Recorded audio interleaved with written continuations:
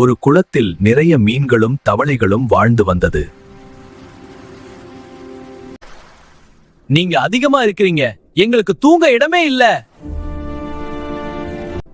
நீங்கள் தான் அதிகமா இருக்கீங்க, ஆனாலும் நாம் ஒற்றுமையா வாழலாம்.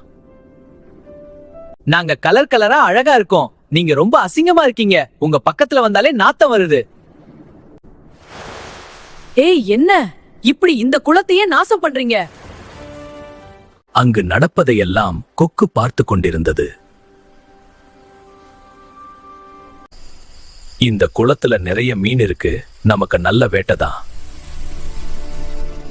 இவங்க எல்லா மீன்களையும் சாப்பிட போறதா பேசினாங்க. அத கொக்கு கேட்டுக்கொண்டிருந்தது. ஏய், என்ன இது? சொன்னதை கேட்காம குளத்தை இப்படி அசிக்கம் பண்ணிக்கிட்டே இருக்க. குளத்து தண்ணீர் கலங்கி இருந்ததை பார்த்த பாம்பு ஒரே ஓட்டமா ஓடிடுச்சு. ஏய், என்ன எப்ப பார்த்தாலும் தவளைய திட்டிக்கிட்டே இருக்க?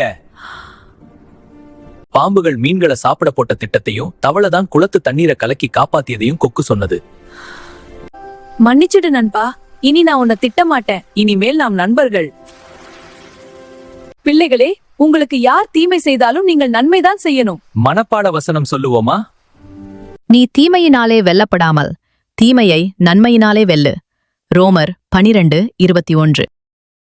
நீ தீமையினாலே வெல்லப்படாமல் தீமையை நன்மையினாலே வெல்லு. ரோமர் 12:21.